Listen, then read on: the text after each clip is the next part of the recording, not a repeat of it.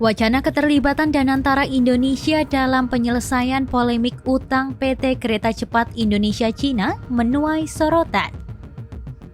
Meski dianggap berpotensi menjadi solusi, sejumlah ekonom memperingatkan agar langkah ini tidak berubah menjadi jebakan fiskal baru bagi negara. Wakil Ketua Dewan Pengawas Danantara Mulyaman Darmansyah Haddad menyebut opsi penyelesaian utang KCIC tengah dikaji secara mendalam. Namun kalangan akademisi mengingatkan agar skema restrukturisasi tidak hanya menjadi pemindahan tanggungan ke entitas baru tanpa perbaikan mendasar. Dekan Fakultas Ekonomi dan Bisnis Universitas Muhammadiyah Malang M. Sri Wahyudi menilai Danantara memang memiliki kapasitas untuk terlibat asalkan didukung modal kuat dan tidak bergantung penuh pada APBN. Ia menjelaskan sebagai holding investasi, Danantara seharusnya mampu menghimpun dana dari berbagai sumber, termasuk BUMN, Sovereign Wealth Fund, dan investor strategis.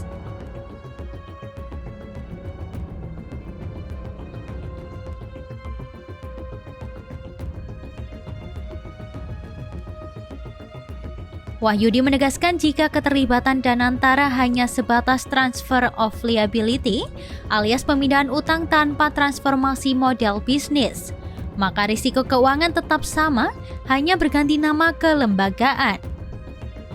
Ia juga menyoroti kinerja kereta cepat Wus yang belum mencapai titik impas secara komersial dengan tingkat okupansi masih di kisaran 50 hingga 60%.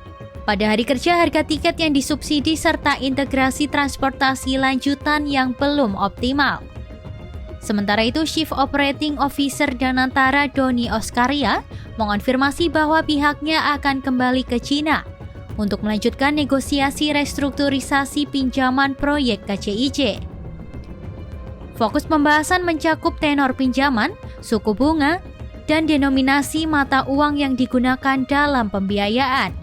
Terus kita bernegosiasi, kami akan berangkat lagi juga untuk menegosiasikan mengenai term daripada pinjamannya. Ini menjadi point of negosiasi kita kan, berkaitan sama jangka waktu pinjaman, suku bunga, kemudian juga ada beberapa mata uang yang juga akan kita diskusikan dengan mereka. Di sisi lain, pemerintah Cina melalui juru bicara Kementerian Luar Negeri Guo Jiakun menyatakan kesiapannya membantu Indonesia memastikan operasional kereta cepat tetap lancar. Ia menekankan bahwa kerjasama ini tidak hanya harus dilihat dari sisi keuangan, tetapi juga manfaat publik dan dampak sosial ekonomi yang dihasilkan. Guo menambahkan sejak beroperasi 2 tahun lalu, kereta cepat Jakarta-Bandung telah melayani lebih dari 11,7 juta penumpang, menciptakan lapangan kerja, dan mendorong pertumbuhan ekonomi di kawasan lintas jalur. 除了看财务数据、经济指标，还要看公共效应、综合收益。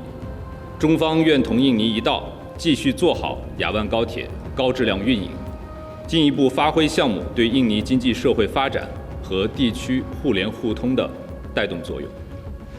Sementara itu, Ketua Dewan Ekonomi Nasional Luhut Binsar Panjaitan memastikan Indonesia dan Cina telah sepakat memperpanjang masa pembayaran utang hingga 60 tahun.